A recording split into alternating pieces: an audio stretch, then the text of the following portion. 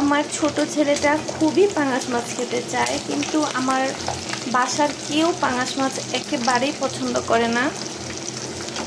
যখন বাসায় দেখি কেউ নেই বা রাতে কেউ খাবে না, তখন আমি ওর জন্য পাঙাশ মাছ ভাজি করে রাখি। ও ছোট মানুষ, ও কম কাটার মাছটা আসলে খেতে বেশি পছন্দ করে। এই পাঙাশ মাছে কিন্তু অনেক ভিটামিন আছে। ভাজতে গিয়ে হাতের মধ্যে তেল ছিটে এসেছে, আমি এই কারণেই পাঙাশ মাছ ভাজতে চাই না। আসলে এই মাছটার মধ্যে অনেক তেল ছিটে, আশেপাশে দেখেন এই যেগুলো কিন্তু সব মাছের তেল ছিটে এসেছে। কখন যে চোখে মুখে আসে আমি সেটাও জানি না।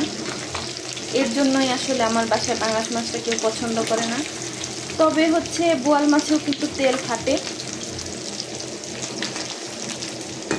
পাঙাশ মাছটা এভাবে ভাজি করে রাখবো, আমার বাবু খাবে।